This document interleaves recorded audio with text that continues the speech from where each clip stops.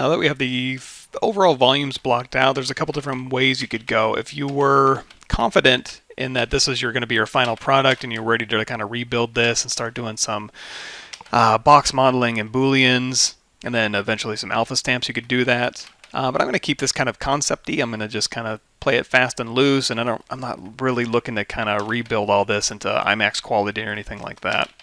And what I mean by that is, like, if I wanted to, put a line on here, I might consider going into like BC brush chisel.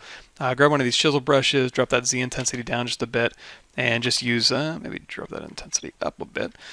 Going through here and kind of using a chisel brush to kind of cut through my panel lines. Of course, we're going to need a little bit more resolution than that. So as we're building our topology, we can go through and then we can start cutting panel lines in like so, as opposed to going through and rebuilding this as a mesh with sub-D surfaces and stuff like that.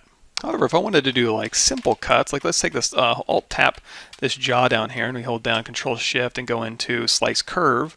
We have a couple different pieces in here. When I did this cylinder, we added a new polygroup here. So I'm going to hit Control W, make this all one polygroup.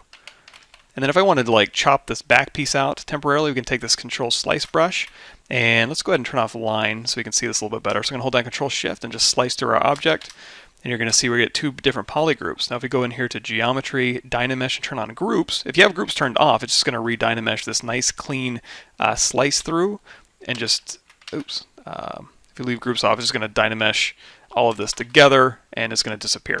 However, you turn groups on, it'll Dynamesh and it'll leave a nice clean cut line through here. So if I hold down Control Shift, you're going to see this piece gets its own piece. So essentially what it's doing is it's slicing through and then it's running a geometry close holes operation, and then it's doing that for both sides, and then you have a nice clean cut. Where you can kind of use this to your advantage if you go through here and you slice through, let's turn on Polyframe again and Control Drag, isolate this one, slice through, and then Control Drag to re-Dynamesh. Now you've got these pieces here. So if you would want to do like an intricate cut where we have this slice coming in and then maybe we take off a corner here and we take off a corner here and Control Drag.